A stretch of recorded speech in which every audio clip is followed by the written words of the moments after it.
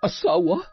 Ilang beses ko bang sasabihin na si Edith ang gusto ko para sa'yo, pero ang tigas-tigas ng ulo mo. Nay, kung hindi mo matatanggap si Tisay bilang asawa ko, kalimutan mo na rin ako bilang anak mo. Hayop ka! Dito mo pa talaga dinala ang babae mo sa sarili nating kwarto? Tisay, hindi totoo nakita mo. Hindi ko magagawa magloko sa'yo at lalong hindi kita ipagpapalit sa babaeng yun. Kailangan na natin gumawa ng paraan. Kailangan mamatay ang Tisay na yan. Tita, buti pa ipabarang na lang natin siya para wala na tayo maging problema. Mga walang hiya kayo. Kayo ang dahilan kung bakit muntik na mamatay si Tisay at ang batang nasa kanyang sinapupunan. Taon 1990, Mandaue. Higit 1 taon ng kasal sina Tisay at Dodong, ngunit hindi pa rin makamove on ang ex-girlfriend ng lalaki na si Edith. Ang masaklap pa ay mas nagugustuhan pa ito ng kanyang nanay Patricia kumpara sa kanyang asawa. Parehong parlorista sina Tisay at Edith. Nang magtayo ng parlor si Tisay, hindi kalayuan sa kanilang bahay ni Dodong, nagtayo rin ng parlor si Edith sa kabilang kanto, kung saan doon namamalagi ang biyanang babae ni Tisay. Mag-iisang taon na ang kanyang parlor, kaya napagdesisyonan niyang magbigay ng 30% discount sa loob ng 1 linggo. Sa unang araw pa lamang ay ramdam niya na ang pagkadismaya. Mahal, bakit parang antumal? Mas matumal pa kesa sa regular na araw natin. Ay, Tisay, bakit akong tinatanong mo? Kararating ko lang galing sa trabaho. Teka, hindi ba nanay mo yung tumaan? Oo nga no. Nay Patricia, saan ka pupunta? Doon kay Edith, magpapaparlor. Nay, dito na lang kayo. Nandito naman si Tisay eh. Oo nga, Nay. At saka, hindi mo naman kailangan magbayad dahil nanay kayo ng asawa ko. Libre din naman ako doon at saka may promo pa siya doon na 40% discount sa kanyang mga customer. Ano? Nag-promo din siya ngayong araw? Oh, bakit? Ikaw lang ba ang pwede? Nay, anniversary kasi ng parlor ko, kaya nagpapadiscount kami. Pati ba naman yon sasabayan niya? Aba, malay ko ba? Ano bang pakialam ko sa parlor mo? Nay, hindi mo naman kailangan magpalibre doon. Tayo-tayo lang naman ang magkakapamilya. At saka, nasa iisang bahay lang naman tayo. Mas magaling kasi si Edith at madiskarte kesa dyan sa asawa mo. Kaya nga sabi ko sa iyo, siyang pakasalan mo eh. Ayan ka na naman, Nay. Ilang beses ko bang kailangan sabihin sa inyo na si Tisay ang mahal ko at hindi si Edith? Basta, doon pa rin ako pupunta. Nay! Hayaan mo na siya, mahal. Alam mo naman yung nanay mo, noon pa man si Edith talaga ang gusto niya para sa'yo. Pasensya ka na, mahal Wala man lang ako magawa para pigilan si nanay. Alam ko naman na ginawa mo na ang lahat, pero wala tayong magagawa kung gugustuhin talaga niya na pumunta doon. Pero yung si Edith, napaka-inggitera talaga niyan. Biruin mo, nagtayo ako ng parlor, ilang buwan nagpatayo din siya. Tapos ngayon na 30% discount tayo, nag-40% discount naman siya. Hinahamon talaga ako ng babaeng yan. Hayaan mo na, mahal. Magsasawa din yan. Hindi. Mag-50% discount ako, papalitan ko yung nakalagay sa tarpaulin. Mahal, baka naman malugi ka na niyan. Bahala na. Basta hindi ako papayag na sisirain ng Edith na yun ang plano ko. Akala mo naman parlor niya yung nag-anniversary. Dodong, Tisay. Oh, Tayberto, saan po kayo pupunta? Nakita niyo ba si Patricia? Bigla na lang kasing umalis na hindi nagpapaalam. Dumaan po dito kanina, Tay. Magpapaparlor daw po kay Edith. Sabi ko na nga ba ewan ko ba sa babaeng yun? Parang ginagayuman ng Edith na yon. Pinipigilan nga namin pero ayaw po talagang magpaawat eh.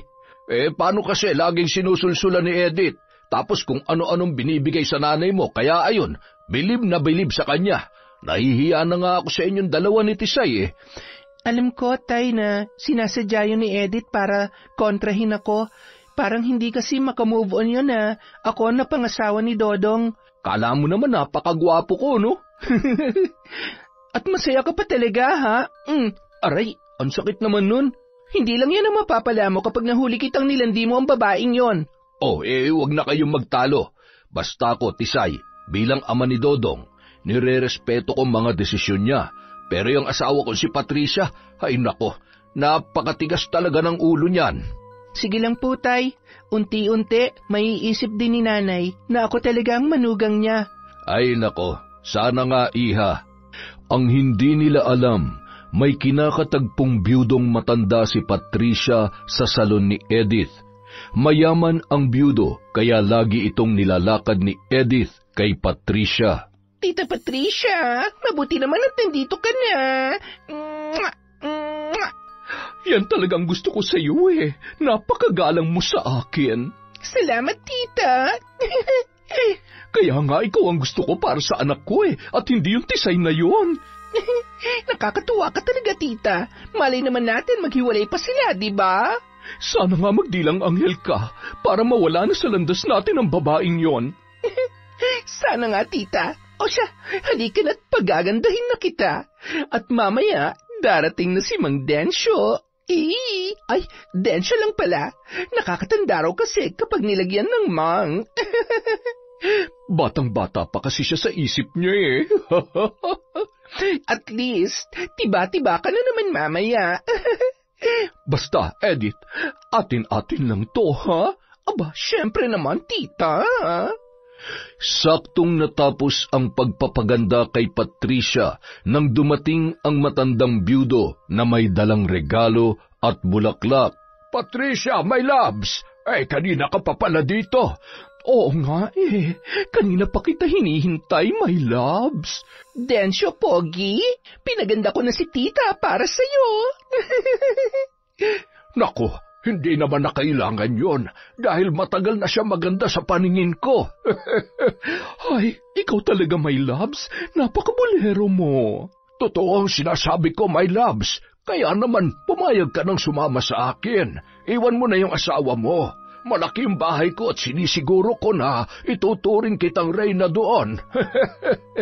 Ay, pasasan ba't mangyayari din yan, my loves? Hindi akalain ni Berto na masasaksihan niya ang kalandian ng kanyang asawa. Sa halip na magalit ay mas pinili niyang hindi magpakita at umuwi na lamang. Noon lang niya napagtanto na matagal na pala siyang niloloko ni Patricia. Sa pag-uwi ni Patricia sa bahay, hindi man lang yun sinumbatan ng asawa. Sa halip ay hinayaan niya ito na parang walang nangyari. Kinaumagahan, muli na naman yung tumungo sa parlor ni Edith. Nang makita niya ang 50% discount na promo ni Tisay, ay agad niya yung pinarating sa kabilang parlor. Talaga, tita? As in, 50%? Oo nga. Kaya pala biglang nawala ang mga customer ko. Pal talagang babaeng yon. Sige lang, tita. Mag 60% discount ako ngayon. Tingnan natin kung makakahabol pa siya. Sige, iha. Huwag kang magpapatalo sa babaeng yon. Kailangan natin siya mapabagsak. Ako pa ba? Hanggat may pag-asa pa ako kay Dodong, hindi ako papatalo sa kanya. Tama yan, iha. Pasasaan ba't magiging manugang na rin kita? At kapag nangyari yon, iiwan ko na rin ang asawa ko at sasama na ako kay Densyo, my loves. Magdilang anghel ka sana, tita. Sigurado ako magiging maganda ang buhay mo kapag pinili mo si Densyo. Matanda, mayaman, at madaling utuin. Sinabi mo pa? O siya, palitan na natin ng 60% discount ang promo mo. Tingnan lang natin kung saan hahantong ang Tisay na yan. Pagsisisihan niyang pumasok siya sa buhay ni Dodong. Kawawang Tisay. Dumagsa ang mga customer sa parlor ni Edith. Samantalang pinagtataka naman ni Tisay kung bakit tanghali na ay matumal pa rin kahit nagtaas na siya ng diskwento. Nang minsang may dumaan sa kanyang parlor, nagmamayabang ito na 60% discount na raw ang promo ni Edith. Sa inis ni Tisay, pinalitan na naman niya ng 70% discount ang kanyang tarpaulin. Tisay, mahal, malulugi ka na niyan. Sumusobra na kasi yung ex mo eh. Lahat na lang ng ginagawa ko, hinihigitan niya. Alam naman niyang anniversary ng parlor ko, hindi man lang marunong magparaya kahit 1 linggo lang. Alam mo naman ang ugali ng babaeng yun, kaya huwag mo nang patulan. Basta, hindi ako papayag na sirain niyang pakulo dito sa parlor ko. Ay, mabuti pa mahal, huwag ka na lang mag-promo para wala na siyang gayahin. Mahal ngayon lang naman to. Anniversary ng parlor tapos ako pa mag-a-adjust para sa kanya. Alam mo, mabuti pa siguro, lumipat na lang tayo, yung medyo malayo dito, para hindi ka na ma-stress sa babaeng yun. Ginawa na natin yan noon, pero sunod siya ng sunod sa atin. Ay, pasensya na kayo, anak. Tisay, dumagdag pa to nanay ninyo na laging pinapalaki ang ulo ni Edith. Oh, Tay, nandyan po pala kayo. Ay, kanina pa ako nakikinig sa inyo. Grabe, Tay, hindi ka namin naramdaman Hinahanap niyo na naman ba si nanay? Hindi na. Tsak ko namang pumunta na naman yun kay Edith. Si nanay talaga, sa halip na makipagtulungan, siya pang nagpapalaki ng problema. Ewan ko ba dyan sa nanay mo? Habang tumatanda, saka pa nagkaloko-loko. Pinanindigan ni Tisay ang 70% discount kahit alam niya na malulugi na siya. Maging ang kanyang parloristang bakla ay nagreklamo na dahil kahit sweldo ay halos hindi na niya maibigay ng tama. Nangako naman siya na sisikapin niya maibibigay lahat bago matapos ang 1 linggo, kahit wala nang matira sa kanya. Sa araw mismo ng anniversary ay inaasahan pa rin ni Tisay ang maraming tao dahil may libre pa silang pagkain. Ngunit lumampas na lang ang tanghali ay kaunti pa rin ang mga tao at kadalasan ay nakikain lamang at umaalis din kaagad. Dahil masama ang kutob ni Tisay, pumunta siya sa parlor ni Edith at doon nakita niya na libre lang ang serbisyo nito, kaya naman dinumog yon ng maraming tao. Sa galit ng babae ay hindi na siya nakapagpigil at nilusob si Edith sa loob. Sa pagkakataong yun, wala si Patricia dahil sumama yon kay Densyo. Edith, my dear Tisay, ano masamang hangin na nagdala sa'yo rito? Masama talaga? Hindi ba't mas masama yung ugali mo na inggitera? Ako? Inggitera? Nagpapatawa ka ba? Kung hindi ka naiinggit, bakit lahat ng ginagawa ko sa parlor ko ginagaya mo at hinihigitan mo pa? Tisay, magkakumpetensya tayo at negosyo to. Dapat profesional lamang tayo. Negosyo? Negosyo ba talaga o hanggang ngayon hindi ka lang makamove on na naging asawa ko ang ex-boyfriend mo? Umalis ka dito sa parlor ko. Alis! Ngayon, alin ang mas masakit? Ang sampal ko o ang katotohanan na ako ang pinili ni Dodong? Aatakihin sana ni Edith si Tisay, ngunit nagmadali yung lumabas. Pagdating sa labas ay dinuro niya pa yon ng middle finger na lalong kinagalit ni Edith. Pagbalik ni Tisay sa kanyang parlor ay masaya siya dahil kontento siya sa kanyang ginawa. Pakanta-kanta na lang siya habang tinatanggal ang kanyang tarpaulin at bumalik na sa regular na presyo. Mabuti naman at natauhan ka na at ibinalik mo na sa dati ang presyo mo. Teka nga, parang may kakaiba sa'yo. Kahit lugi ka, pakanta-kanta ka pa dyan. Okay lang. Tsak ko naman na mas malaki ang lugi ni Edith. Imagine, libre na yung sa kanya. Akala mo naman parlor niya may anniversary. Baliw talaga. Ay, wag mo na kasing pansinin yun. Di ko naman pinapansin yun. Kaya lang, siya yung masyadong papansin. Nakatikim tuloy. Ha? Ano nakatikim? Anong ginawa mo? Sinugod ko siya. Ano? Nag-eskandalo ka ba doon? Slight lang naman, mahal. Tisay, mahal. Huwag mo nang uulitin yun, ha? Kilala mo ang babaeng yun, hindi nagpapatalo yun. Well, tingnan na lang natin. Tisay? Nay? Bakit po? Ano tong nabalitaan kong sinugod mo raw si Edith? Bakit po, Nay? Nagpaawa po ba siya sa inyo? Ang kapal na mukha mong sumugod doon at saktan siya. Nay, tinanong niyo po ba kung sinong unang nanakit sa amin? Siya po yung unang nanampal. Dapat lang sa iyo yon kasi sumugod ka doon. Pasalamat ka na lang at wala ako doon kanina dahil kung hindi, malilintikan ka sa akin. Nay, ano ba? Sumusobra na po kayo. Bakit kinakampihan mo pa yan kaysa sa akin na sarili mong ina, ha? Nay, asawa ko po si Tisay. Mahal, hayaan mo na. Asawa? Ilang beses ko bang sasabihin sa'yo na si Edith ang gusto ko, pero ang tigas-tigas ng ulo mo. Nay, kung hindi nyo matatanggap si Tisay bilang asawa ko, kalimutan nyo na lang na anak nyo ako. Sa ayaw at sa gusto mo, hindi ko matatanggap ang babaeng yan. Patricia, sumusobra ka na. Iisa lang ang anak natin tapos ganyan mo patratuhin?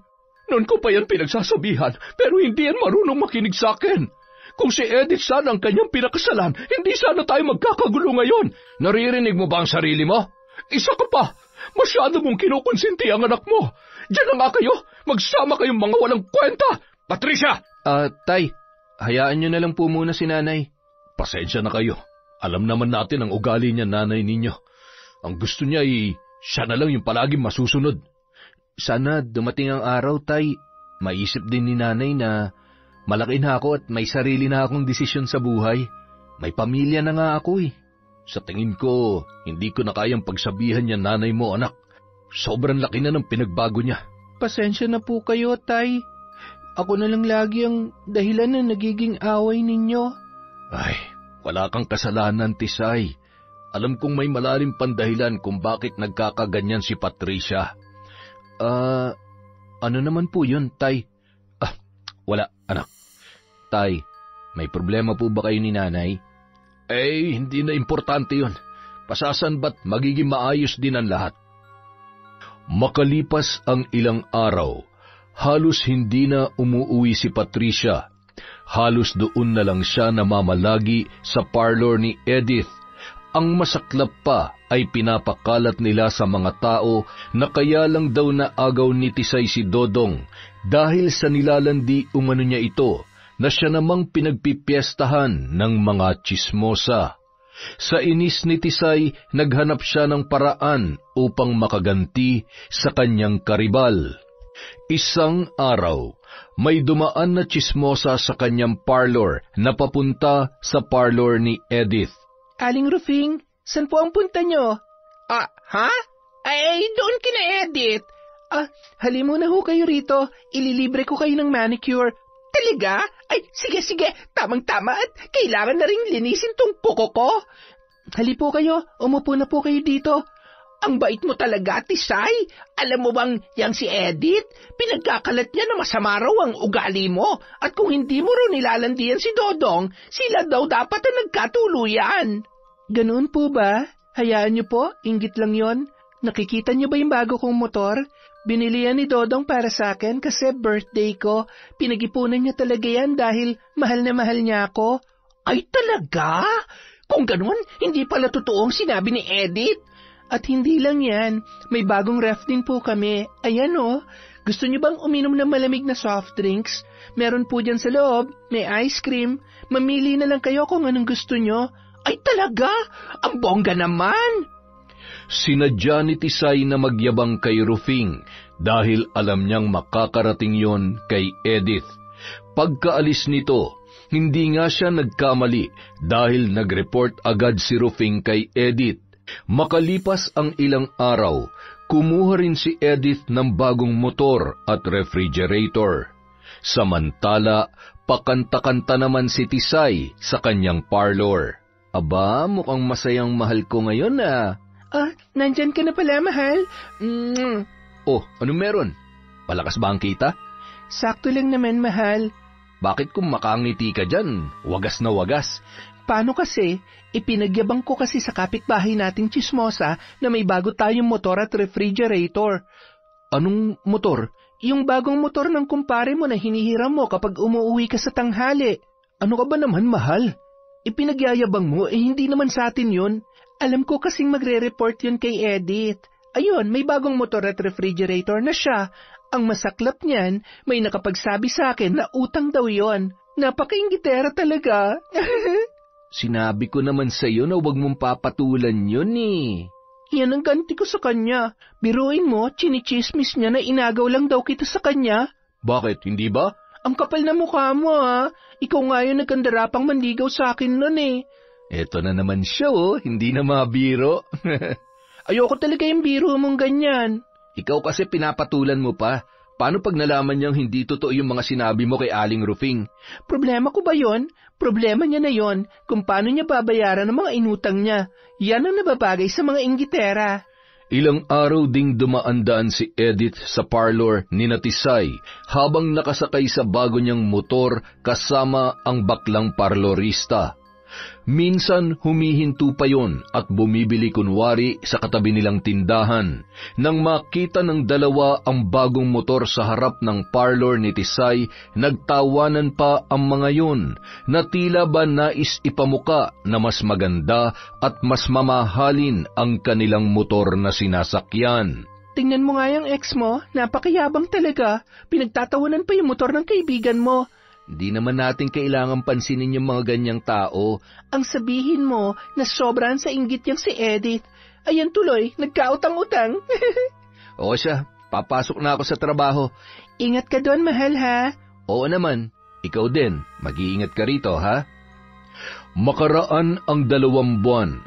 Namumroblema na si Edith ng pambayad sa kanyang buwanang hulog sa kanyang motor at refrigerator.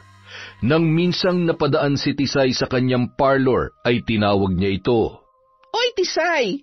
Nasaan na yung motor nyo? Bakit naglalakad ka nilang? Na-embargo na ano? Nagkunwari ka pang kasyon? Tche! Ha? Anong motor? Anong na-embargo? Asus! Nagmamaang-maangan ka pa. Ang sabihin mo, wala kayong kakayahang magbayad kaya na-embargo na yung motor ninyo. Ano bang pinagsasasabi mong motor dyan? Yung motor mong pangit? Kung may motor man ako kahit pangit, hindi ko ikakahiya yun. Kaso lang, wala naman kaming motor eh. Ano? Bakit sinabi mo kay Aling Rufing na may bago kang motor? Hay nako, naniwala ka naman doon.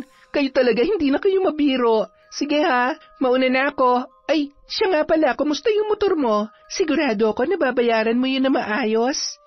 At hindi na nakaimik pa si Edith. Sa halip ay nagngit-ngit na lamang yun sa galit. Araw-araw na siyang binabalikan ng kolektor ng motor dahil hindi pa siya nakakapaghulog sa loob ng 2 buwan. Ayaw niya naman yung ibalik dahil baka pagtawanan siya ng mga tao at mawala ang tiwala sa kanya ng nanay ni Dodong. Kaya ang ginawa niya ay nangutang siya sa lending na may malaking tubo. Edith, iha, ang laki na talaga ng asenso mo. Iba talaga kapag marunong dumiskarte. Walang-wala talaga sa'yo si Tisay. Siyempre naman, tita. Iba talaga akong dumiskarte. Ang gara ng motor mo, bagay na bagay kay Dodong. Ay, kailan pa kaya mawawala yung Tisay na yan at nang bumalik na sa'yo si Dodong ko? Kaya nga basta ako naghihintay lang ako ng tamang pagkakataon, tita. Gusto na kitang tawaging Mama. Ewan ko ba, paano ko ba mapapalayas ang babaeng yun sa bahay? Ang kapal-kapal ng muka. Basta, tita, hanggat nandyan ka, hindi ako mawawalan ng pag-asa. Hayaan mo, ako ang bahala sa lahat. May naisip na akong paraan. Ay naku, maasahan ka talaga, tita. Excited na ako sa gagawin mo. Isang araw, pumunta si Patricia sa parlor ni Tisay. Akma namang may nilakad ang baklang kasama niya, kaya 2 lang sila nung mga oras na yon. Akala ni Tisay nakapag-isip na ng tama ang kanyang biyanan at handa nang makipag-ayos sa kanya. Ngunit nagulat na lamang siya nang bigla na lang nitong sinugatan ang sariling braso ng 2 beses, gamit ang matalas na gunting. Pagkatapos ay lumabas yun at nagsisigaw. Nagdatingan naman ang mga tao upang makichismis. Tulong! Tulong! Sinaksak ako ni Tisay! Nay, ano pong pinagsasasabi nyo? Huwag kang lumapit sa akin! Mamamatay tao! Nay, wala po akong ginawa sa inyo. Mahal, ano nangyayari dito? Nay, bakit may sugat ka? Dodong anak, gusto akong patayin ang asawa mo. Pumunta lang naman ako dito para makipagbati sa kanya. Tisay, totoo bang sinasabi ng nanay ko? Mahal, hindi. Alam mo, hindi ko magagawa yan. Sinungaling ka. Sabi mo hindi mo ako mapapatawad dahil pumupunta ako kina Edith. Ako na nga ito nagpapakumbaba sa iyo eh. Nay, hindi totoo yan. Dodong, maniwala ka sa akin. Tisay, mamaya na tayo mag-usap. Dadalhin ko muna si nanay sa ospital. Mahal, nagsasabi ako ng totoo. Sinabing mamaya na tayo mag-usap. Nagulat si Tisay sa biglang pagtataas ng boses ni Dodong na tila ba hindi yun naniniwala sa kanya. Samantala, Tahimik naman na napangiti si Patricia. Pagdating sa ospital, ginamot agad yon ng mga doktor sa emergency room. Ilang sandali pa, bigla na lamang dumating si Edith. Dodong, nasan si Tita Patricia? Oh, ikaw pala yan. Nandyan siya. Ginagamot ng mga doktor. Grabe, nag-alala talaga ako sa nangyari sa kanya. Totoo bang sinaktan siya ni Tisay? Napakawalang hiya talaga ng babaeng yun. Hindi pa namin napag-uusapan ni Tisay to. Ano ka ba, Dodong? Lahat ng mga tao sa inyo naniniwala na sinaktan siya ni Tisay. Tapos ikaw na sarili niyang anak, hindi ka naniniwala. Pasensya ka na, Edith. Pero problema namin to. At hindi mo kailangan makisawsaw. Dodong naman, concerned lang naman ako sa nanay mo. Sana ganun ka rin sa kanya. Paano kapag inulit to ni Tisay? Paano kapag sa susunod, napatay na siya ng asawa mo? Napakasama talaga ng ugali ng babaeng yun. Sinabi ko na sa'yo na huwag kang makisawsaw. Dahil sa narinig, natahimik na lamang si Edith at nang makita na galit na si Dodong. Ilang sandali pa, dumating na si Berto matapos marinig ang mga balita. Akmaring patapos nang asikasuhin si Patricia ng mga nurse at doktor. Patricia, ano nangyari sa'yo? Walang hiyayang si Tisay. Nakipagbati lang ako sa kanya tapos sinaktan niya ako. Ano? Paano naman magagawa ni Tisay yun? Nakita mo naman, hindi ba? Halos patayin niya na ako. Sabi ko naman sa inyo na may tinatagong ugali ang babaeng yan eh. Pakitang tao lang yung kabutihan niya sa inyo. Parang hindi naman ako makapaniwala na magagawa yan ni Tisay. Ikaw, Dodong, ano sa tingin mo? Hindi ko na nga rin po alam, Tay. Bahala kayo kung hindi kayo naniniwala sa akin. Total nandito naman si Edith na tinuturing ako bilang pamilya. Hindi katulad ninyo. Opo, tita. Palagi ako nandito para sa inyo. Salamat, Edith. Napakabuti mo talaga. Nay, kung totoo mang sinadya kang saktan ni Tisay, hindi ko yun basta hahayaan. Pero kailangan ko munang marinig kung anong sasabihin niya. Pakikinggan mo pa siya? Muntik ka na mawala ng ina. Mabuti na lang at nakatakbo ko sa labas at nakahingi ng tulong. Mababaw lang naman ang sugat mo, Patricia. Ipahinga mo lang yan sa bahay. Sasama po ako. Ako na po mag-aalaga kay tita. Huwag na, Iha. Kaya niya na yan. Hindi. Mas gusto kong nandun si Edith na mag-aalaga sa akin. Nay, alam niyo namang umuuwi kami ni Tisay sa bahay tuwing gabi. Ano na lang ang mararamdaman niya? Problema niya na yun. Kung ako sa kanya, mas mabuti pang lumayas na lang siya sa bahay. Nay, Patricia, sumusobra ka na. Matuto kang irespeto ang mga tao sa bahay. Mauna na po ako sa inyo, Tay. Sasama na ako sa iyo, anak. Saan kayo pupunta? Huwag niyo kaming iwan dito. Pag-uwi sa bahay, kasama ni Patricia si Edith kahit mahigpit na tumutol ang mag-ama. Samantala, dumiretso naman si Dodong sa parlor at kinausap ang kanyang asawa. Dong, mahal, wala akong ginawang masama sa nanay mo. Kung wala, bakit may sugat siya? Alam kong mahirap paniwalaan, pero siya lang talagang gumawa nun sa sarili niya. Bakit naman yung gagawin ni nanay? Ewan ko, baka gusto niya lang talaga akong siraan para magalit ka sa akin. Ewan ko ba, Tisay? Nahihirapan na ako kung anong paniniwalaan ko. Mahal, pinagdududahan mo ba ako? Bakit parang ayaw mong maniwala sa akin? Umuwi na tayo, gabi na. Tsaka na natin pag-usapan yan. Sumama ang loob ng babae sa kanyang asawa, kaya napagpasyahan niya na sa parlor na lamang matulog. Dahil magulo ang isip ni Dodong, pumunta siya sa kanyang kumpare at nakipag-inuman. Pagkatapos ay umuwi sa kanilang bahay na lasing. Pagdating niya doon, pasuray-suray siyang pumasok at diretsyong humiga sa sofa.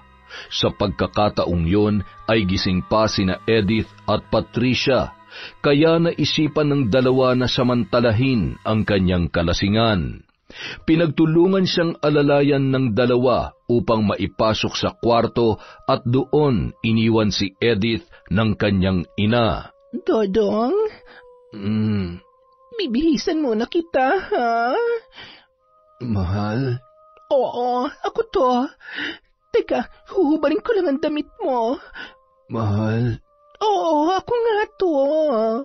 Matapos mahubaran ni Edith ang lalaki, ay bigla na lamang yun nakatulog dahil sa sobrang kalasingan. Doon ay sinamantala ng babae ang pagkakataon. Naghubad rin siya ng damit at natulog katabi si Dodong. Samantala, si Tisay naman, hindi makatulog ng maayos ng gabing yon. Kaya pagsapit ng umaga ay nagmamadali siyang umuwi upang tingnan ang kanyang asawa. Pagdating doon ay nagulat na lamang siya sa kanyang natuklasan. Hubad at magkasama sa iisang kumot habang natutulog sina Dodong at Edith. Sa galit ni Tisay, agad niyang sinugod ang dalawa dahilan upang magising ang mga yon. Mga walang iya kayo! Mga traidor! Tisay, ano nangyari? Hayop ka! Dito mo pa talaga dinala ang babae mo sa sarili nating kwarto! Wala akong alam sa mga nangyari. Dong, hindi mo na kailangan magpalusot. Nahuli niya na tayo sa akto. Edith, ano bang pinagsasasabi mo? Lasing ako kagabi, pero alam kong hindi ako nagkasala sa asawa ko. Dodong, may nangyari sa atin. Paano hindi mo naaalala? Kung ganun magsama kayo, lalayas na ako at hindi na ako babalik sa bahay na ito. Tisay, mahal, magpapaliwanag ako. Matapos makuha ni Tisay ang kanyang mga damit, agad na siyang umalis at tumungo sa parlor. Napangiti naman si Edith dahil naging matagumpay ang kanyang plano. Maging si Patricia ay nakaramdam din ng kasiyahan. Sa wakas, iha, nagtagumpay tayo. Napalis din natin ang babaeng yon. Oo nga, tita. Malapit na matupad ang ating mga plano. Sabi ko naman sa iyo eh. Teka, totoo bang may nangyari sa inyo ni Dodong kagabi?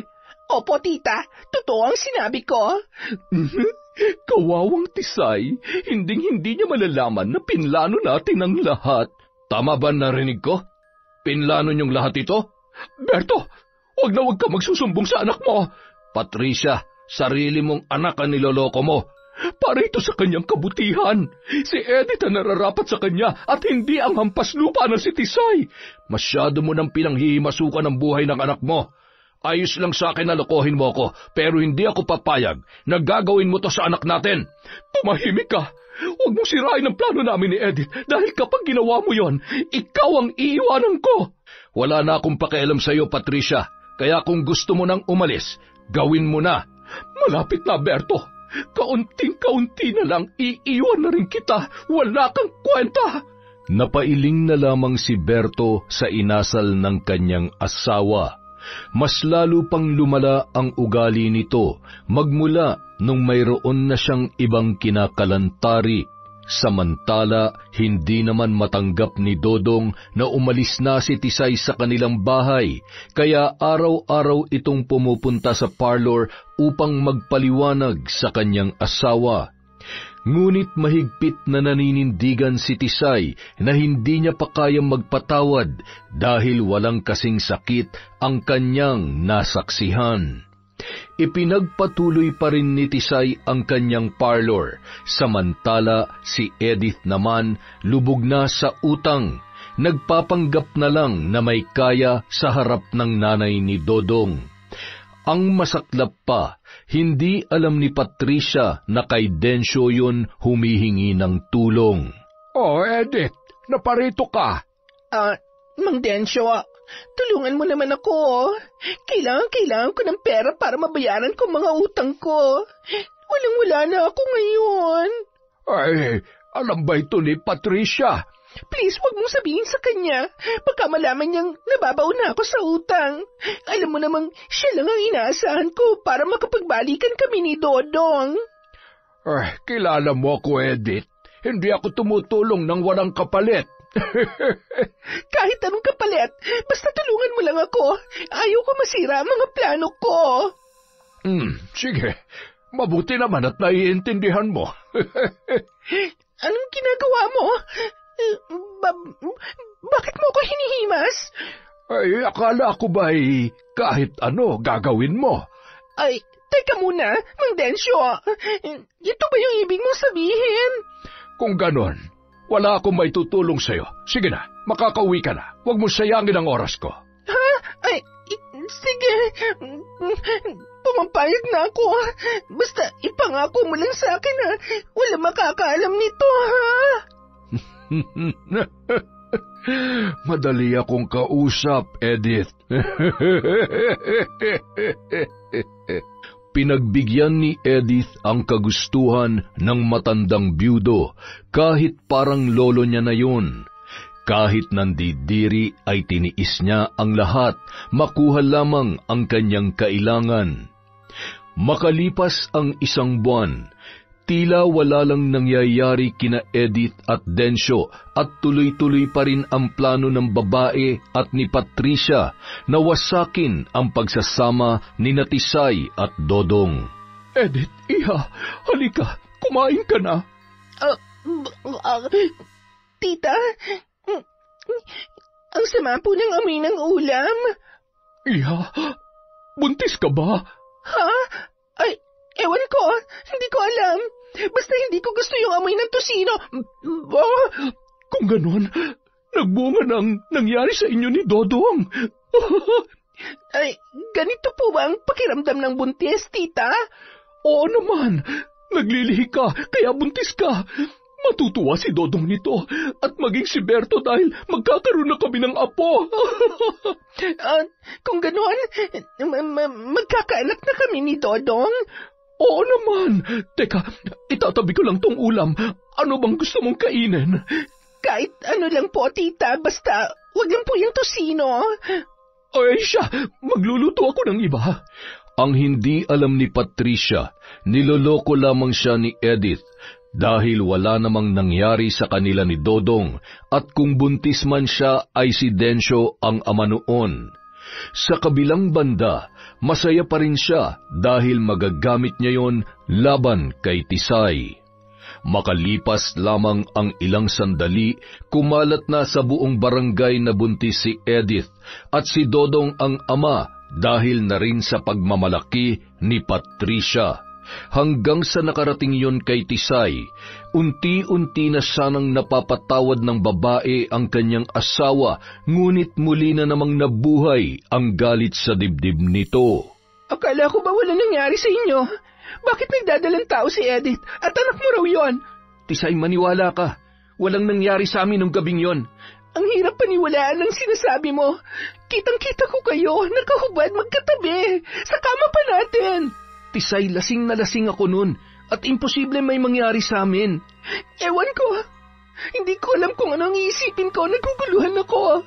Tisay, hindi totoo ang nakita mo. Hindi ko magagawang magloko sa iyo at lalong hindi kita ipagpapalit sa babaeng yon.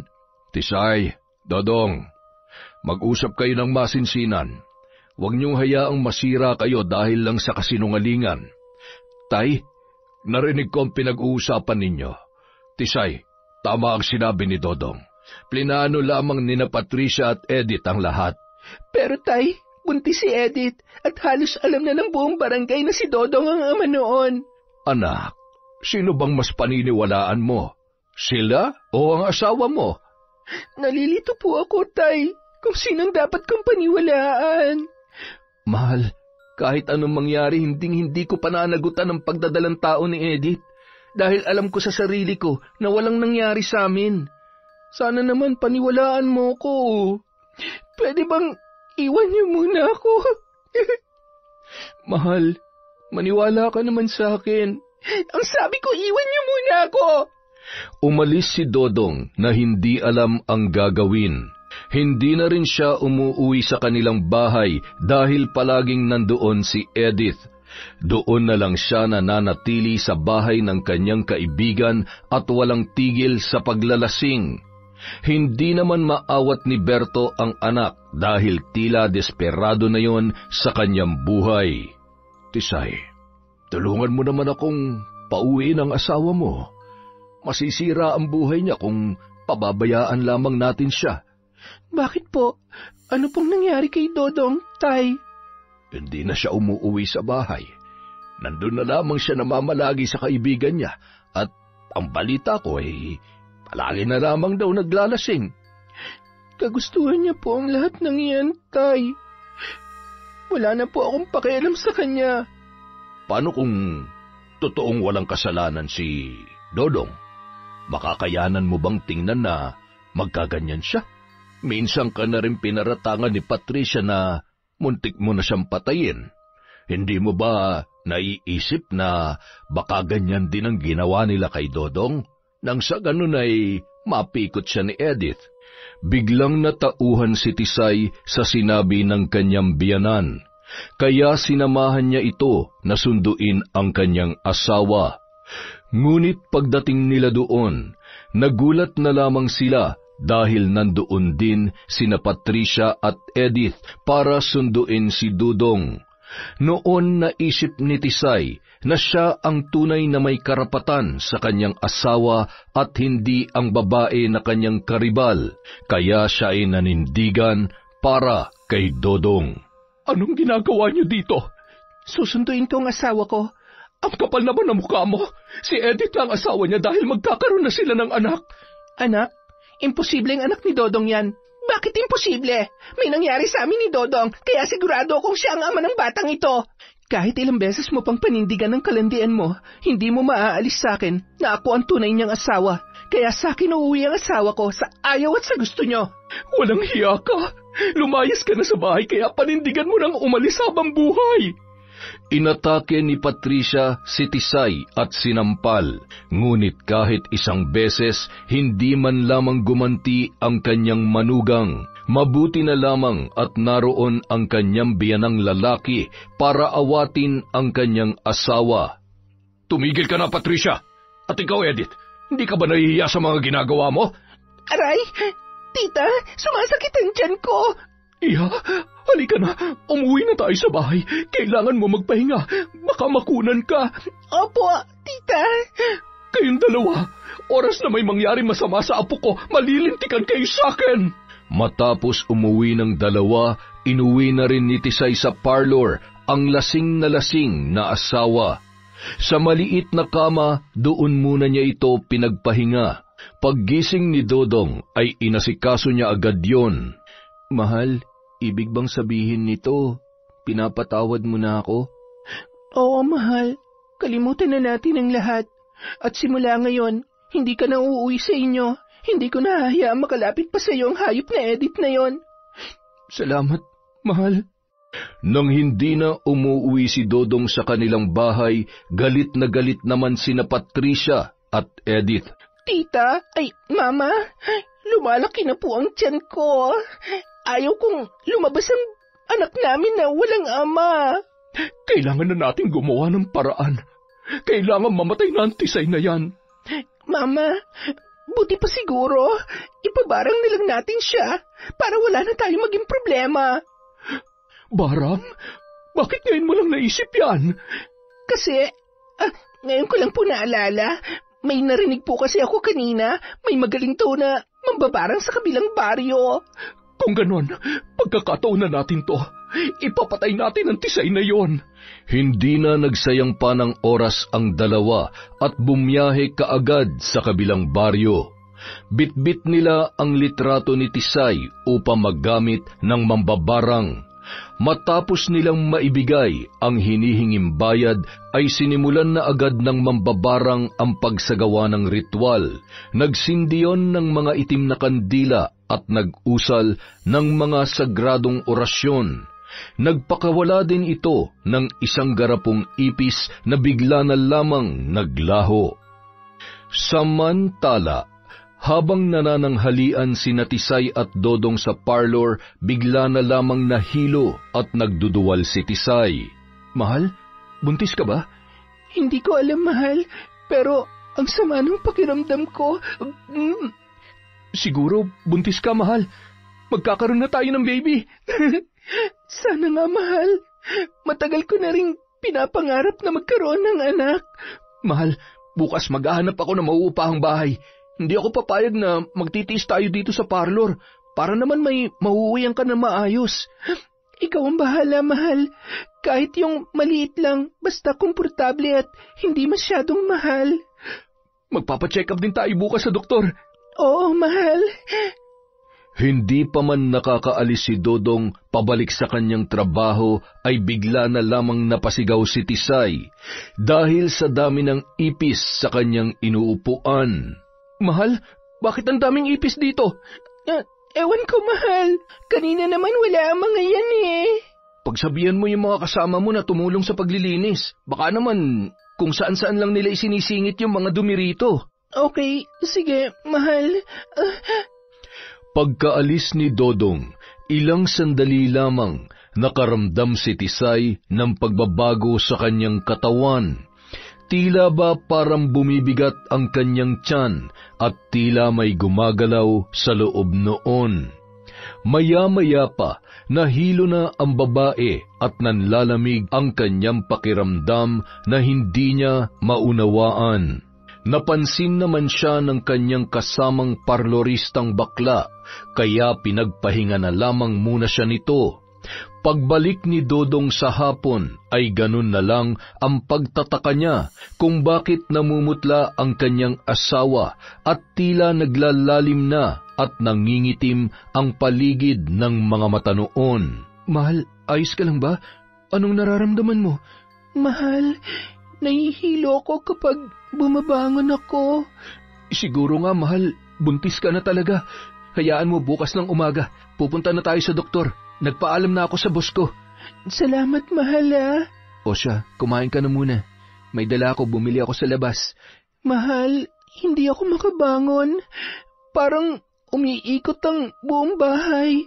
Ay, sige, diyan ka na lang. Susubuan na lang kita, mahal. Matapos nilang kumain, nagpahinga na muna ang mag-asawa, ngunit pagsapit ng hating gabi, nagising na lamang si Tisay dahil sa sobrang sakit ng kanyang tiyan. Mahal! Mahal, ano nangyari sa'yo? Mahal, ang sakit-sakit ng tiyan ko.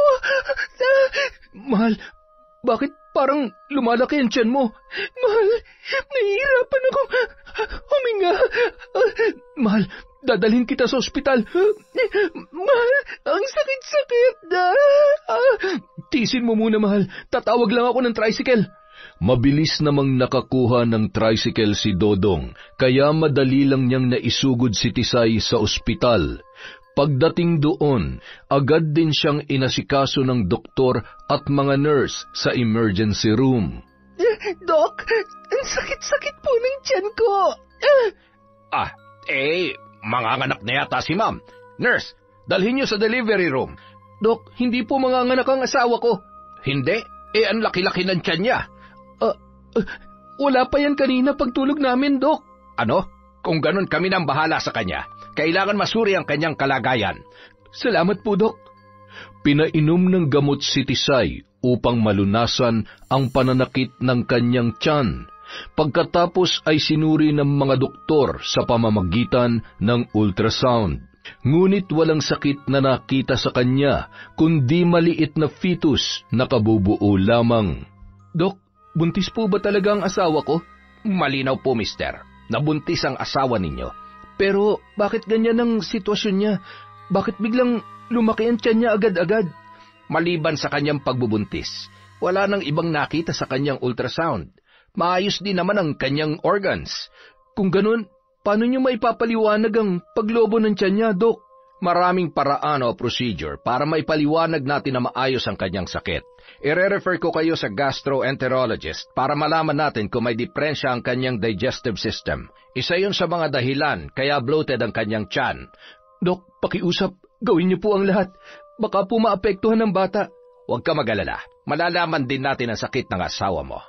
Kinaumagahan, inusisa agad ng mga dalubhasang doktor si Tisay, ngunit tila bigo ang mga itong malaman ang kanyang sakit, lalo pat may mga procedure na hindi maaaring gawin sa isang buntis.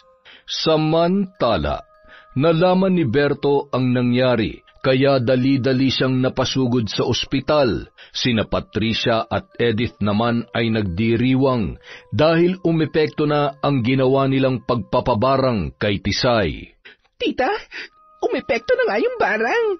Mabuti nga sa kanya dahil matigas ang ulo niya. Tsak kung mamamatay na siya.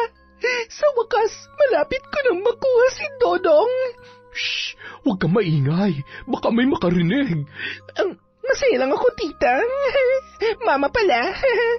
Kung ganito lang pala ang paraan upang mawala siya sa landas natin, dapat nun pa natin to ginawa. Tama po kayo, pero kahit papano, nagkaroon na tayo ng pag-asa. Maya-maya pa, bigla na lamang dumating si Densyo na hindi nila namamalayan. Densyo, my loves! Hindi mo man lamang ako sinabihan na pupunta ka dito? Hindi na kailangan, my loves. Alam ko namang nandito lang kayo ni Edith palagi. Ako lang tong busy kaya minsan na lamang kitang madalaw. Ayos lang yan, my loves. Nabisi rin naman kami ni Edith dahil sa pagbubuntis niya. Ha? Buntis si Edith? Oo, bakit parang nagulat ka? Ay, wala naman, my loves. Kasi parang ang bilis naman. Tama ang narinig mo. Buntis ako at si Dodong ang ama. Sigurado ka ba na si Dodong ang ama niyan? Bakit? Sino pa nga ba, my loves? Si Dodong lang naman ang nakasiping ni Edith. Sa wakas, malapit nang matupad ang pangarap namin. Ayaw mo bang magpa-check up o magpa-ultrasound? Ako na ang bahala magbayad. Ay, hindi na kailangan, Densyo. Edith, pumayag ka na. Para malaman natin kung healthy ba ang bata at kung ilang linggo na yan.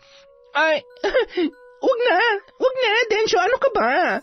My loves, bakit ba parang mas excited ka pa sa pagbubuntis ni Edith kesa sa akin? Nagmamalasakit lamang ako, my loves. Pasasaan ba't magiging pamilya na rin tayo? Oo nga naman. Tama nga yan, my loves. Malaki ang hinala ng byudo na siya ang ama ng bata, lalo pa at pinandidilatan siya ng mata ni Edith upang tumahimik. Kaya binigyan niya ng pera si Patricia para bumili ng makakain at para makatsyempo sa pakikipag-usap sa babae. Edith, sigurado ka ba na si Dodong ang ama ng dinadala mo? Oo naman. Bakit nagdududa ka ba? Pero bakit parang kinabahan ka kanina? Kasi baka magsumbong ka kay nanay na may nangyari sa atin. Alam mo bang hindi na si Patricia ang pinupunta ko dito? Anong ibig mong sabihin? Hindi pa ba halata? Ay nako, mas sariwa at mas makatas ka kasi kesa sa kanya. Kung inaakala mong mauulit pa yung nangyari sa atin, nagkakamali ka. Ngayon pa ba na nagdadalang tao na ako sa anak namin ni Dodong? Bakit? Kaya mo na bang bayaran ang iyong mga utang na hindi nangangailangan ng tulong ko? Kung kailangang isoli ko sa iyo mga nautang ko, gagawin ko. Isoli? Ano na lang ang sasabihin ni Patricia? Baka naman sabihin niya namumulubi ka na at hindi ka na nababagay sa anak niya. Diskarte ko na yon at wala ka ng pakialam doon. Kung ako sa'yo, tumigil ka na sa kahahabol sa anak niya. Nandito naman ako. Wala kang magiging problema. May maayos kang matitirhan at hindi mo na kailangan magkunwari na may pera. Itiko mo nga yung bibig mo. Basta, huwag mong kalilimutan na nandito lamang ako. Maghihintay kung kailan ka muling lalapit sa akin. Densyo, my loves, nandito ng pagkain na pinabili mo sa akin. Ay, sige lamang, my loves. Kumain lang kayo at hindi na rin ako magtatagal. Ano? Aalis ka na? My loves naman, hindi pa nga tayo nakakapag-usap ng maayos eh. May aasikasuhin pa kasi ako. Ganoon ba? Sige, my loves, kung hindi ka talaga magpapapigil, mag-iingat ka, ha?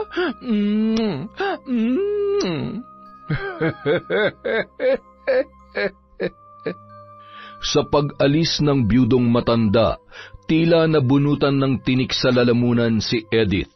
Alam niyang oras na malaman noon na siya ang ama ng bata na nasa sinapupunan ni Edith ay hindi siya titigilan ni Densyo. Samantala, hindi pa rin gumagaling si Tisay. Nahihirapan na rin ang mga doktor sa kanyang sakit sapagkat hindi na yon maipaliwanag ng siyensya. Dumaan ang 1 linggo. Ang laki na ng ibinagsak ng katawan ng babae. Sobrang nangayayat na yun at namumutla. Ang masaklap pa ay hindi pa rin lumiliit ang kanyang tiyan na 69 na buwan na buntis. Anak, may kutob ako na hindi ordinaryong sakit ni Tisay. Mas mabuti pang dalhin na natin siya sa albularyo. Pero tay, kinakabahan ako, baka po may mangyari sa anak namin. Sa tingin ko kasi, mas lalo pang lumalala ang kanyang sitwasyon. Wala ka bang napapansin sa kanya? Sobrang naaawa na nga po ako sa kanya, tay. Araw-araw, mas lalo siyang nanghihina. Kung ganon, buti pa dalhin na natin siya sa albularyo. Wala namang mawawala kung susubukan natin eh. Pero, saan ko siya iuwi, tay? Tsaka magagalit si nanay. Sa pagkakataong ito ako masusunod. Ang bahay ko ay minana ko mula pa sa aking mga magulang, kaya hindi pwedeng makialam ang nanay mo. At sa oras na mawala ako, wala ring ibang magmamana nun kundi ikaw lang. Tay, kilala ko si nanay. Hindi po yun magpapatalo. Yan ang hindi ko hahayaan, anak. Matagal na ako nagbubulag-bulagan sa panloloko niya sa akin. Pero ngayon, hindi ko nahahayaan na pati buhay ng apo ko madadamay. Ha? Panloloko? Ano pong ibig niyong sabihin, tay? Matagal ko nang alam, anak, pero hinahayaan ko lamang siya. Bakit ngayon niyo lang po sinabi yan, tay? Dahil ayoko nang dumagdag pa to sa isipin mo. Kung ganun, tay, uuwi na po kami ni Tisay sa bahay. Hindi ka namin pababayaan mag-isa dun. Salamat, anak. Inilabas ni Dodong si Tisay sa ospital at dumiretso sila sa albularyo. May nakapagturo kasi sa kanila na may albularyo na mahusay sa pagpapagaling sa anumang sakit na hindi mapagaling ng mga doktor. Tama ang inyong desisyon na inilabas niyo siya sa ospital dahil mamamatay lamang siya doon. Bakit po, Mang Dario? Ano po ang sakit ng asawa ko? Binarang ang asawa mo. Isang tingin ko pa lamang sa kanya, alam ko nang gawa ng tao ang sakit niya. Kung ganun, nakikiusap po ako. Tulungan niyo po siya. Hirap na po siya sa sitwasyon niya. Huwag ka mag-alala. Kayang-kaya kong alisin ang barang sa kanyang katawan. Nagsindi ng kandila ang matanda at gumawa ng sagradong ritual. Umusal ito ng mga orasyon habang hinahawakan ang tiyan ni Tisay. Pagkatapos ay hinipan ito ng 3 beses. Patuloy yung umusal ng mga sagradong salita na hindi maunawaan, hanggang sa nagulat na lang ang lahat dahil sumuka si Tisay ng itim na tila putik, kasabay din ng paglabas ng napakaraming ipis. Saan galing ang mga ipis na yan? Yan ang ginamit na kasangkapan ng mambabarang upang pinsalain ang katawan ng biktima. Nakakakilabot. Ngayon lang ako nakakita ng ganito. Mahal. Mang Dario, tulungan niyo po ang asawa ko. Alalayan mo lamang siya hanggang maubos ang lahat ng insekto. Hindi na po siya gumagalaw.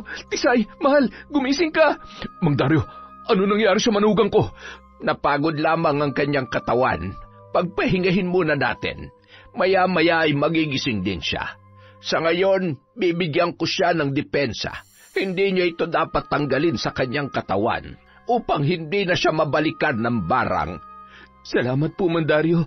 Pero ang gusto ko pong malaman ay kung sinong walang awang bumarang sa asawa ko. Yan ang hindi ko matutumbok, iho. Pero batid kong malaking galit o inggit ang pinanggagalingan nito. Kilala ko kung sino yung mambabarang at siya lang ang tanging makapagsasabi kung sino ang nagpapabarang sa asawa mo. Paano niyo nasabing kilala niyo yung mambabarang? Maraming beses na kaming nagkatunggali ng kapangyarihan tulad na lang ng nangyayari ngayon. Kabisado ko na ang kanyang kakayahan. Kung ganon, sino po siya? Si Magda. Matagal ko na siyang binabalaan na itigil ang kanyang mga ginagawa sapagkat marami na siyang napipinsala. Ngunit nagmamatigas pa rin siya at sa pagkakaalam ko ay ginagawa niya lamang ito dahil sa pera. Saan po namin makikita yung mambabarang, Mang Dario? Sa baryo ng Santa Rosa. Ibig sabihin, malapit lang po sa baryo namin? Tama ka. Kung pera lang ang kailangan niya, handa akong magbayad. Malaman lang namin kung sino nagpabarang kay Tisay. Tay, wala po tayong sapat na pera. Meron pa akong ipon, Dodong, na hindi alam ng nanay mo. Mag-iingat kayo, sapagkat tuso ang babaeng yan. Kung sinong may maraming pera, ay doon siya kumakampi. Salamat sa paalala, Mang Dario. Mahal, salamat naman sa Diyos at gising ka na. Inumin mo muna itong maligamgam na tubig, iha. Salamat po. Tisay, kumusta ng pakiramdam mo? Mabuti na po ang pakiramdam ko, Tay. Nakakahinga na po ako ng maayos. Mahal, bumalik na sa dati ang tiyan mo. Salamat sa Diyos. Hindi niya tayo pinabayaan, mahal. Salamat din kay Mandario. Makakauwi na rin tayo ng walang iniisip. Tay, baka po magalit si nanay kapag sumama ako sa bahay. Huwag kang mag-alala, mahal. Napag-usapan na namin ni tatay yan. Oo, Tisay. At kapag nagkataon ay pupuntahan natin ang mambabarang na si Magda upang malaman natin kung sino may balak na pumatay sa'yo. Sige na, umuwi na kayo habang maaga pa. At kapag nagkaroon uli kayo ng problema ay bumalik kayo agad sa akin. Salamat po, Mang Dario. Gabi na nang makarating sila sa kanilang bahay. Nang malaman ni Patricia na kasama nila si Tisay, ay halos sumabog ito sa galit. Bakit mo pinabalik dito ang babaeng yan? Hindi mo ba nakikita ang sitwasyon niya? Hindi ka ba naaawa sa anak mo? Kung sinunod lamang ni Dodong ang gusto ko, hindi na sana umabot sa ganito. Anong ibig mong sabihin? May kinalaman ka ba sa nangyari kay Tisay? Alam mo bang pinagbubuntis niya ang apo natin? Buntis siya? Lumaki lang ang tiyan, buntis agad? Si Edith ang tunay na buntis sa apo natin, kaya siya dapat na tumira dito. Kinabukasan, dinala ni Patricia si Edith sa kanilang bahay at doon na rin pinatira. Mabuti na lamang ay nasa kwarto pa si Tisay. Nay, bakit niyo dinala dito si Edith? Alam niyo naman na nandito si Tisay. Hindi ka ba naaawa sa kanya? Buntis siya sa magiging anak mo. Nababaliw ka na, Patricia. Wala kang respeto sa anak mo. Pasensya na po, Tito. Natatakot kasi akong mag-isa sa parlor. Alam niyo namang buntis ako sa anak namin ni Dodong. Edith, alam mong kasinungalingan ang lahat na sinasabi mo. Totoo ang sinasabi ko, Dong. Ikaw ang ama nito dahil may nangyari sa atin noong nalasing ka. Dong, wala akong kasintahan. Ikaw lang ang aking nakasiping. Narinig mo yun, Berto? Apo natin ang dinadala ni Edith. Nay, ano ba? Hindi pwedeng hindi mo panagutan si Edith, Dodong. Tumahimik ka. May asawa ng anak mo at yun ay si Tisay. Kaya siya lang ang may karapatang tumira dito. Bahay ko rin to. Kaya may karapatan ako kung sinong patitirahin ko dito. Bahay ko lang to. Baka nakalimutan mong minana ko to sa mga magulang ko. Kaya umalis na kayo. At ikaw, Patricia, sumama ka dun sa kabit mo dahil matagal na ako nagtitimpi sa panloloko mo sa akin. Anong pinagsasasabi mo? Alam kong pumatol ka sa matandang biyudo na yon. Mukha kang pera, Patricia. Kasalanan mo to. Hindi mo kayang ibigay sa akin ang gusto ko. Ang sabihin mo, hindi ka marunong makontento. Umalis ka na bago pa kita ipakuha dito sa kabit mong si Densyo. Berto, hindi mo ako pwedeng paalisin dito. Aalis ka o ipapakulong ko kayo ng kabit mo. Walang nagawa sina Patricia at Edith kundi ang umalis. Nagtiis silang matulog sa parlor hanggang sa inalok sila ni Densyo na doon na manirahan sa kanyang bahay. Wala namang magawa si Edith dahil nahihirapan din siyang tumira sa parlor na walang kasama. Wala na rin siyang sapat na pera upang tustusan ang kanilang pangangailangan kaya sumama na rin siya. Magkasama sa iisang kwarto sina Patricia at Densyo, habang sa guest room naman si Edith. Ang hindi alam ni Patricia ay gabi-gabing lumalabas ng kwarto ang byudo kapag siya ay tulog na. Densyo, lumabas ka dito. Baka makita tayo ni Tita Patricia. Tulog na siya at nagsasawa na ako sa babaeng yon. Densyo, ano ba? Papayag ka ba o paaalisin kita dito? Walang hiya ka. Sinabi ko naman na sa iyo noon pa na hindi ako tumutulong na walang kapalit. Walang nagawa si Edith kundi ang ibigay ang nais ng byudo. Kinabukasan, sabay-sabay silang tatlong nag-almusal na tila walang nangyayari. My loves, kumain ka na mabuti. Heto, ipinagluto kita ng mainit na sabaw. Tamang-tama, my loves, at gutom na ako. Edith, iha, kumain ka rin na maayos, ha? Makabubuti to sa magiging apo ko. Opo, Mama. Sige na, iha, para lumakas ka. Makakabuti sa iyo ang masustansyang pagkain. Tama, iha. Alagaan mo mabuti ang pinagbubuntis mo dahil yan ang magiging alas natin upang makuha natin si Dodong mula kay Tisay. Tumahimik kayo! My loves, bakit ka nagagalit? Ay, pasensya ka na, my loves. Ayaw ko lang na pag-usapan ng mga walang kwentang bagay habang kumakain.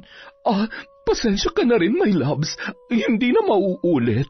Pagkaalis ni Densyo, muling nag-usap ang dalawang babae. Mama, hanggang kailan tayo mananatili dito? Akala ko ba makukuha ko na si Dodong? Pero bakit ngayon si Tisay na nakatira sa inyo? Pasensya ka na, iha. Huwag ka mag-alala. Hindi ako titigil hanggang sa mapaalis natin ang babaeng yon. Paano? Walang kwentang mambabarang na nilapitan natin. Tingnan nyo, magaling na si Tisay. Babalik tayo doon, iha.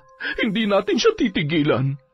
Agad silang pumunta sa mambabarang na si Magda. Ngunit tumatanggi na ito sa kanilang nais ipagawa dahil malakas umano ang depensa ni Tisay.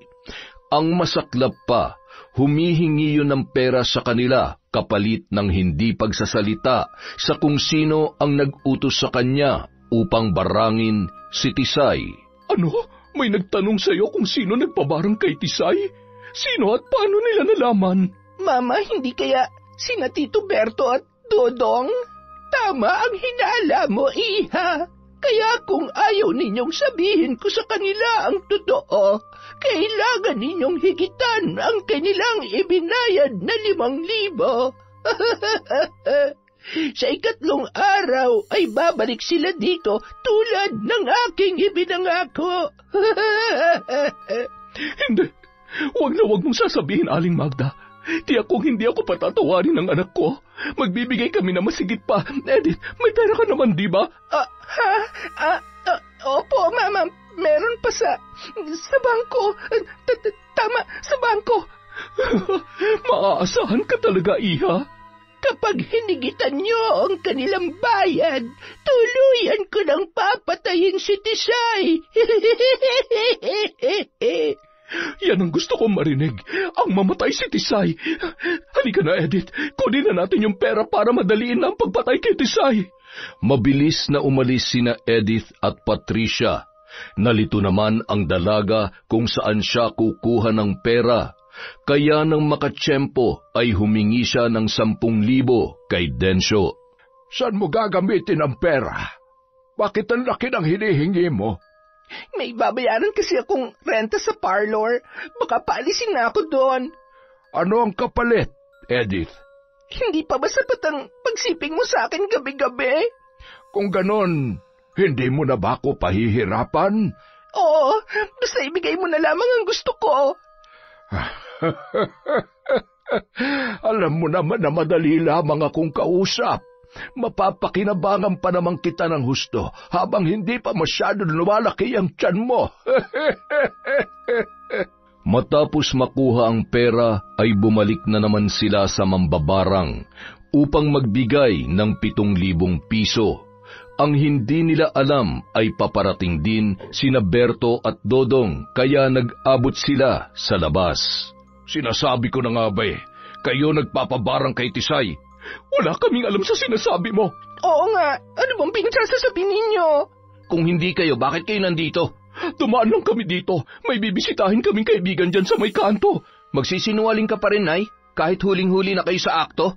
Mga walang hiya kayo. Kayo yung dahilan kung bakit muntik na mamatay si Tisay at ang batang nasa sinapupunan niya.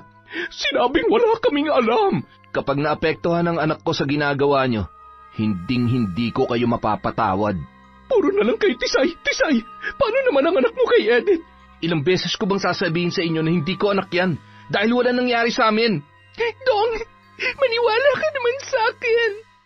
Anak mo to. Huwag mo nga akong hawakan. Nandidiri ako sa'yo. Huwag mong ipaako sa akin ang batang anak ng iba.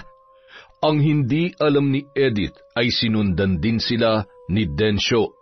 Nagdududa rin kasi ito kung saan niya dadalhin ang pera. Tama ba narinig ko?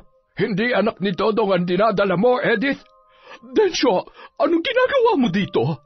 Bakit ka nandito? Umalis ka dito! Huwag kang makisawsaw sa aming usapan! Ano bang kinakatakot mo? Ang malaman nila nangyari sa atin? Densyo, ano bang pinagsasasabi mo? Kung hindi si Dodong ang ama ng bata, ibig sabihin, anak ko ang dinadala mo, Edith. Tumigil ka! Mama, huwag ka maniwala sa kanya. Anak namin to ni Dodong. Totoo bang may nangyari sa inyo? Mama, wala! Ang totoo niyan, Patricia. Ako ang nagbabayad ng mga utang niya. Maging ang perang dinala niyong dalawa ngayon ay galing sa akin. Sinundan ko kayo dahil gusto kong alamin kung saan niya dadalhin ang pera. Walang hiya ka, Edith. Matagal mo na pala akong niloloko. Papatayin kita. Mama, huwag! Mama, naawa ka sa akin! Huwag mo siyang sasaktan. Hindi ako makakapayag na may mangyari masama sa magiging anak ko. Walang hiya ka, Densyo. Pinagsama mo pa kami sa isang bahay. Matagal niyo na pala akong niloloko. Pareho lang naman tayong manloloko, Patricia. Hindi ba't niloloko mo rin ang asawa mo? Tay, umuwi na tayo. Hindi ko na masikmura ang pinaggagawa ni nanay. Baka hindi ako makapagpigil sa kanya. Tayo na anak, hindi dapat pinag-aaksayahan ng panahon ng mga walang kwentang tao. Umalis ang mag-ama, bit-bit ang pagkadismaya. Habang si Patricia naman ay nagwawala at pinagtitinginan na ng mga tao. Nang makatsyempo ito ay pinagsasampal at sinabunutan si Edith. Walang hiya kang babae ka! Traitor ka! Tama na, Mama. Nagawa ko lang naman to para tulungan mo ko makuha si Dodong. Ang sabihin mo, wala kang utang na loob. Ginawa kong lahat para tulungan ka tapos aagawan mo lang pala ako. Bakit? Kakampihan mo ba ako kapag nalaman mong wala akong pera? Hindi ba hindi naman? Papatayin kita! Patricia, tama na yan! Mga walang hiya kayo! Mga manloloko! Sinabi ng tama na yan! Bakit mo ako itinulak? Edith, sumakay ka na sa kotse. Oo, eto na. Huwag niyo akong iwan dito! Mga walang hiya kayo! Mabilis na sumakay ang dalaga sa sasakyan dahil na rin sa takot kay Patricia. Nagmamadali naman yung pinaharurot ni Densyo habang si Patricia ay naiwan mag-isa. Hindi alam ng babae kung ano ang kanyang gagawin. Sa huli, napagdesisyonan niya na umuwi na lamang sa kanilang bahay at nagmakaawa sa kanyang asawang si Berto. Berto, Dodong, patawarin niyo ako. Anong ginagawa mo dito? Berto, wala na akong mapupuntahan. Maawa ka, patawarin mo na ako. Ang kapal ng mukha mong umuwi pa rito. Alam kong marumi akong asawa, Berto. Kaya hindi kita pinipilit na patawarin ako. Kundi kahit man lang, bigyan mo sana ako ng pagkakataon na makabawi kina Dodong at Tisay at sa magiging apo natin. Matagal na kitang hindi itinuring na asawa, Patricia. At hindi lang ako magdedesisyon kung tatanggapin ka pa namin dito sa bahay. Hindi ko alam kung masisikmura pa ng anak mo na makasama ka. Dodong! Berto! Tisay! Patawarin niyo na ako! Umalis ka na! Tulog na sila, kaya wala makakarinig sa'yo. Pumasok na si Berto sa loob ng bahay at isinara ang gate. Ngunit hindi rin umalis si Patricia hanggang nakatulog na yon sa labas. Kinabukasan, maagang bumangon si Tisay at nakita si Patricia na nakahandusay sa harap ng gate. Mahal, tulong! Tay! Oh, Mahal, ano nangyayari dito? Si Nanay Patricia, nakita ko siyang nakahiga sa labas. Nay, ba't dito kayo natutulog? Mahal, may trangkaso si Nanay. Maaring hindi lang niya nakayanan ng lamig kagabi. Hindi ko alam na hindi pala siya umalis dito. Ano? Kagabi pa siya dito, Tay? Dodong, Tisay, patawarin niyo sana ako. Mahal, alalayan mo si Nanay. Ipasok natin siya sa loob para makainom ng gamot. Inalalayan ni Dodong ang kanyang ina. Pagdating sa loob ay inalagaan yon ni Tisay. Pinahiga sa mainit na kama, kinumutan at pinainom ng gamot. Ipinagluto pa ng masustansyang pagkain. Nay, bumangon po muna kayo dyan. Kumain po muna kayo. Tisay, napakabuti mo pa rin sa akin.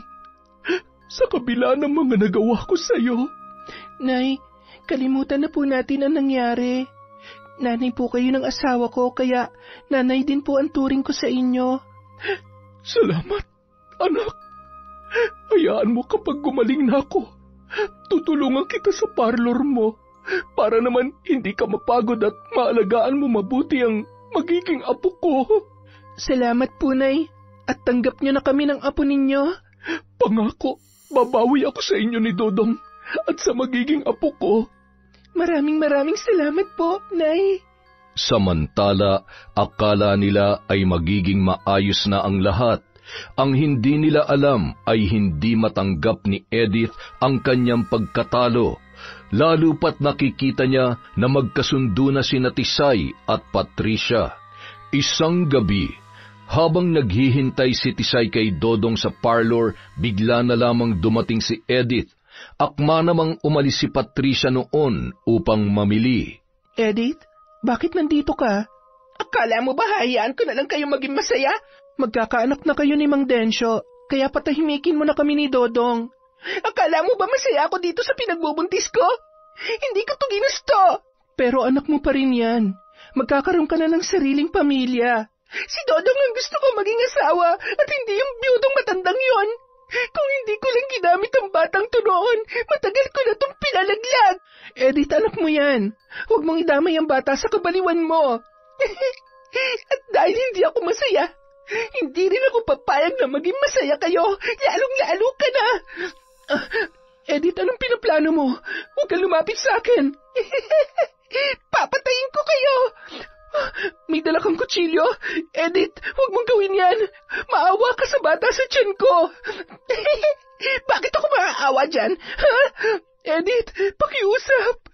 Bigla na lamang inatake ni Edith si Tisay. Nagpaikot-ikot ang dalawang buntis sa isang mesa habang nagsisisigaw si Tisay, parang baliw naman na humahalakhak si Edith. Ilang sandali pa, dumating si Patricia. Bumalik siya dahil naiwan niya ang kanyang pera. Edith, tumigil ka! Hindi mo ako mapipigilan. Papatayin ko si Tisay at ang magiging anak niya. Edith, maawa ka. Tigilan mo na ako. Kahit lumuhod ka pa, papatayin pa rin kita. Edith, wag! Sa halip na tumigil, mas lalo pang naging marahas ang babae. Porsigido siyang patayin ang kanyang karibal. Habang inaatake niya yon, ay lumapit si Patricia upang agawin ang kutsilyo. Sa kasamaang palad, bigla na lang sinaksak ni Edith si Patricia sa dibdib. Mabuti na lamang at dumating sina Berto at Dudong, kaya napigilan ang babae sa susunod na pag-atake nito. Maya-maya pa, may dumating ng mga pulis at dinampot ang naturang babae. Mahal, ayos ka lang ba? Unahin niyo na muna si nanay. Dalhin niyo siya sa ospital. Sumama ka na, Tisay. Kailangan natin masiguro ang kaligtasan mo at ng bata. Opo, Tay. Mabilis silang nagtungo sa ospital. Agad namang ginamot si Patricia dahil sa malalim na sugat sa kanyang dibdib.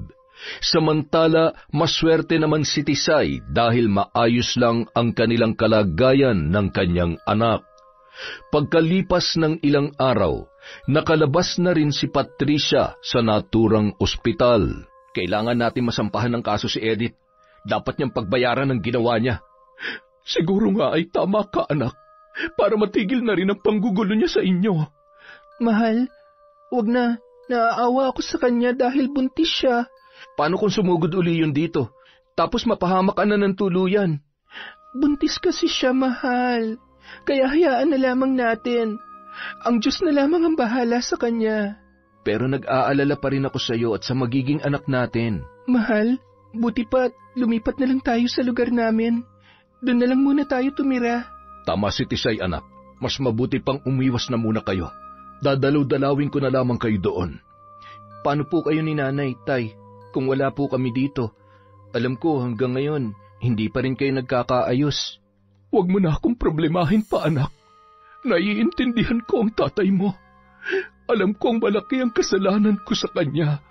Hindi, Nay. Hindi ko kayo iiwan ni tatay sa ganitong sitwasyon.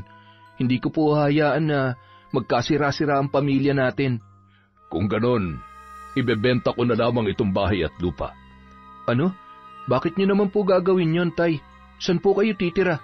Hindi ba gusto mong magkasama-sama tayong lahat? E di, sabay-sabay na tayong lumipat sa lugar nila, Tisay. Doon tayo bibili ng bagong bahay at lupa. Talaga po, Tay? Oo, anak. Doon ka na rin magtatayo ng bago mong parlor. Narinig mo yun, Nay? Magkakasama pa rin tayo. Salamat, Berto. Hindi ako magsasawang hintayin ang araw na mapatawad mo ko. Kalimutan mo na ang lahat, Patricia. Magsisimula tayo ng bagong buhay. Maraming salamat. Yes! Mabuhay ang bago magkasintahan! Tawanan ang namayani sa buong paligid. Walang paglagyan ang saya ni Dodong at Tisay dahil ang pamilyang minsan nang nawasak ay muli nang nabuo. Yon! Pamilya, pagmamahal, pagpapatawad. Dahil dyan, meron tayong shout-out. Simulan po natin kay Marites Tess.